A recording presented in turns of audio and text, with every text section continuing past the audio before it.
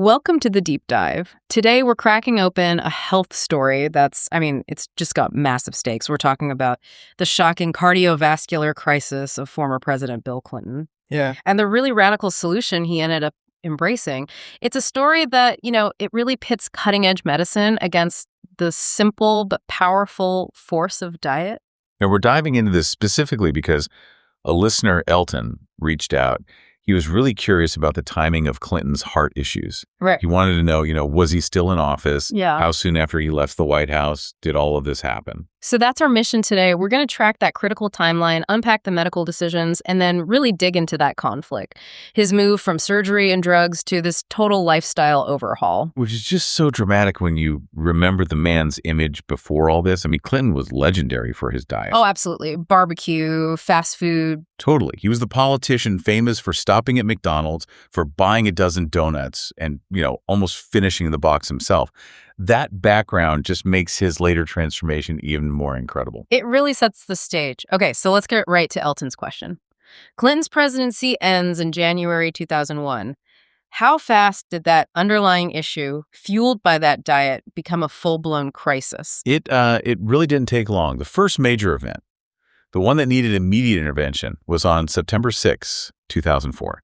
Okay, so he's 58 years old at this point. Yep, 58, and that's less than 4 years, 3 years and 8 months, to be exact, after leaving the White House. And that was the massive procedure we all remember, the quadruple bypass surgery. That was the one.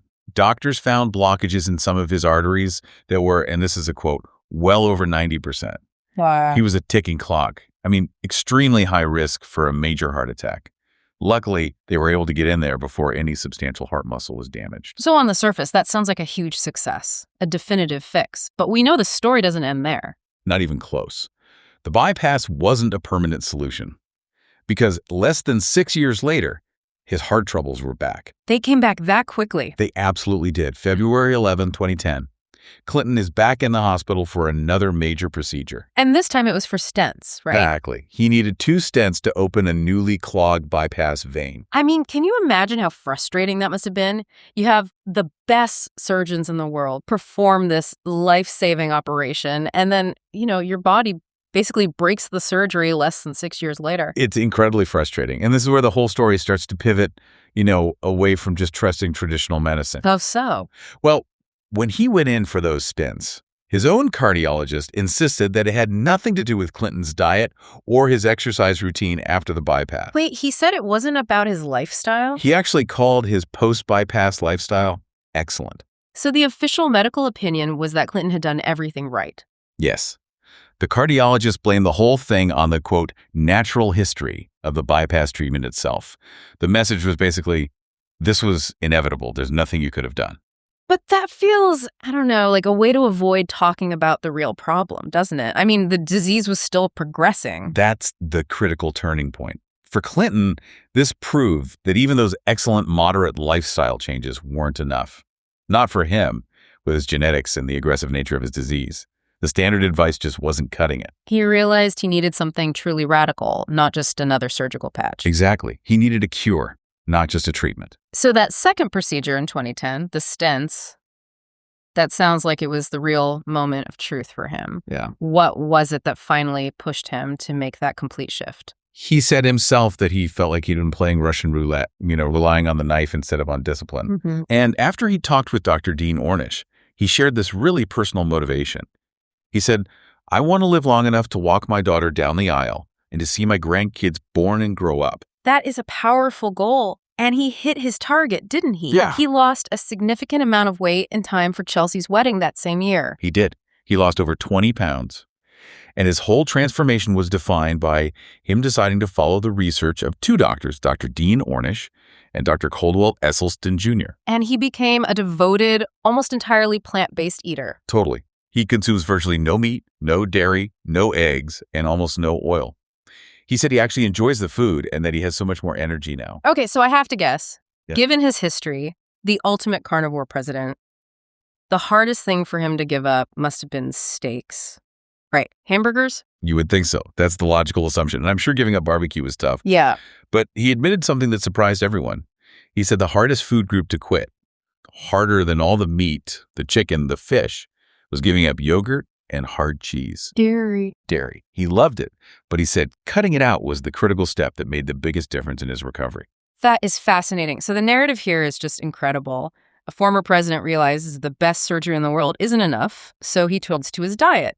And this wasn't just for weight loss. This was evidence-based disease reversal. Absolutely. The programs from Esselstyn and Ornish are backed by some really powerful studies showing they can actually reverse coronary heart disease, not just slow it down, reverse it. Okay, let's get into the science of that. What are these two approaches? So Esselstyn's program is probably the more restrictive of the two.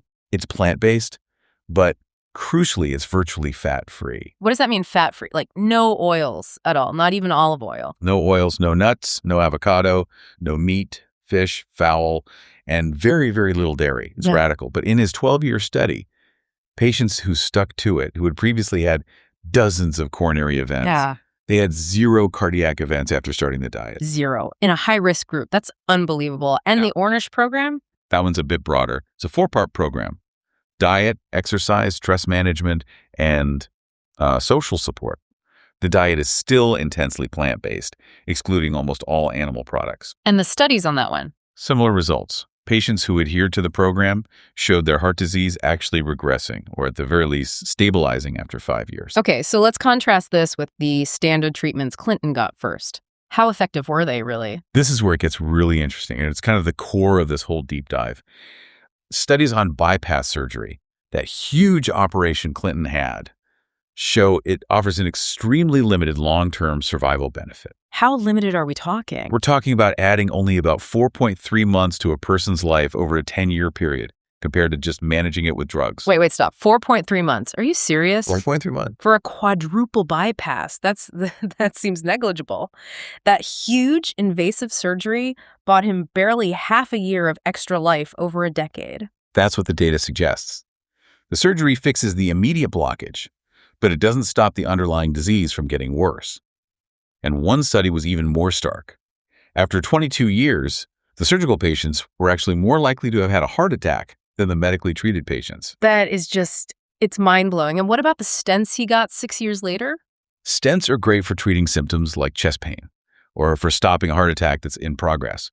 But, and the American College of Cardiology is very clear on this, stents do not prevent future heart attacks. So they're a patch. A palliative measure. Right. They're not a preventative cure. Mm-hmm. And then you have the drugs like statins. It's beneficial, sure, but they offer a pretty modest risk reduction. Oh, modest. About a 17% reduced risk of heart attack or stroke, with no proven reduction in overall mortality. So you take a pill every single day, and you only move the needle by 17%. It just underscores how limited that approach is compared to a lifestyle overhaul that can actually promise reversal. So, okay, we have this powerful evidence that these lifestyle changes are the most effective intervention. So why isn't this the default medical advice? Why isn't every doctor telling their patients about this? And that is the systemic paradox, right? The main problems really stem from the medical establishment itself. First off, there's just a massive knowledge gap among physicians. They don't learn about nutrition in medical school. Barely. Something like 70% of medical students report that their nutrition education was inadequate. So they lack the training and, honestly, the confidence to counsel patients on these intensive changes. So even if they know it's important, they don't feel qualified to teach it. Exactly. And then when advice is given, it's often confusing. They'll hand you a pamphlet based on, say, the American Heart Association diet. Which has never actually been shown to reverse heart disease. Right. And it's contradictory. It tells you to eat lean meats and low-fat dairy, but also to cut back on meat and dairy because of saturated fat. It's advice that's built to fail because it has no clarity, no real commitment. Which I assume leads to the classic excuse, patient compliance. Oh, people just won't stick to a diet this strict. That's the one.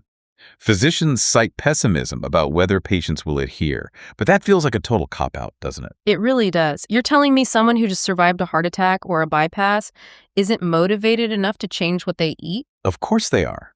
And the studies on the Ornish program prove the exact opposite. Patients facing a severe illness are often highly motivated.